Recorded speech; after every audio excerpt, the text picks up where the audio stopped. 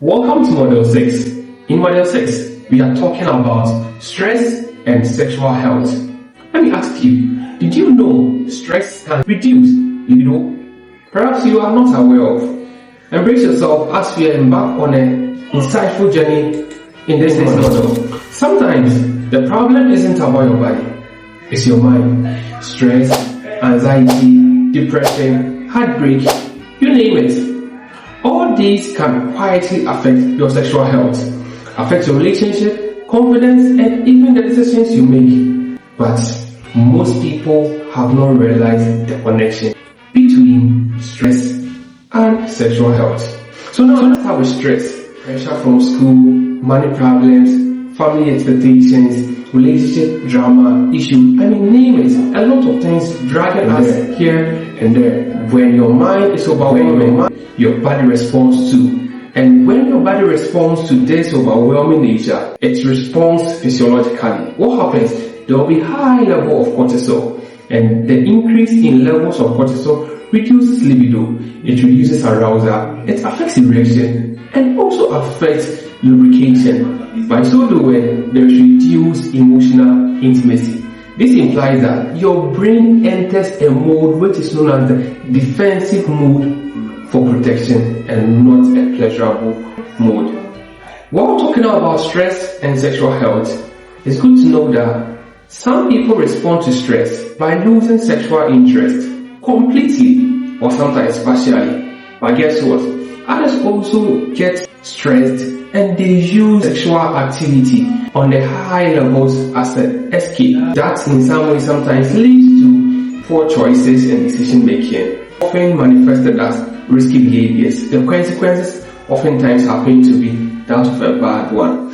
It's good to also know that mental exhaustion can also affect physical intimacy more than people think it does. Now, let's consider depression and sexual health. Talking about depression is something we've all heard, and oftentimes people describe depression merely as a form of sadness. But no, that is not all. Depression goes far beyond that. It can manifest as low energy, low motivation, affect relationships, and even affect sexual desires. So, a person experiencing depression, he or she may lose interest in intimacy, withdraw emotionally. Again, the person might feel disconnected from the partner, and in most cases, the person struggles with him or herself, how to establish himself or herself for.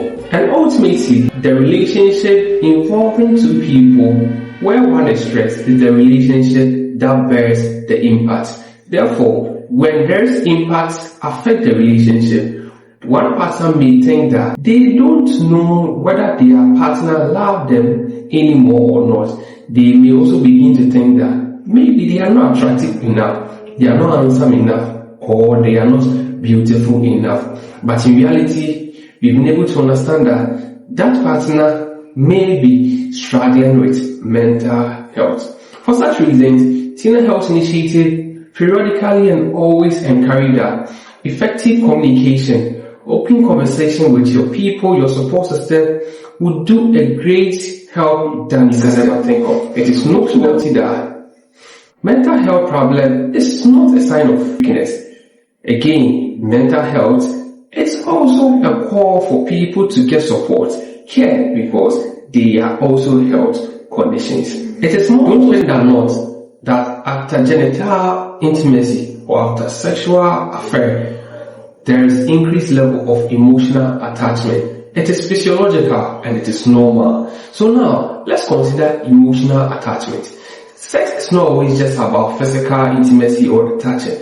For many people, emotions become deeply involved after the sexual affair. After sexual affair, which is intimacy, some people develop great attachment, great dependency, and also emotional expectation from the opposites. Again, they begin to realize this after the sex or the intimacy has happened, when affection is inconsistent, when validation is lacking, and when loneliness also sets in after the intimacy. Healthy relationship is about open communication, emotional maturity, and honesty. These three things are so key that it will help sustain the people involved in the relationship. It's undeniable. In one way or the other, we have all found ourselves in a relationship with one or two people. It could be platonic or amorous. Oftentimes, as youths, teenagers, and young adults, we tend to favor more of the love parts more than anything. Therefore, there is a need for coping mechanism, because anything that involves a person or a two, it tends to happen that things may not always go smoothly, but there is a need to work on things. Therefore, what emotional mechanisms do you use or coping mechanisms? Before that, how do you respond?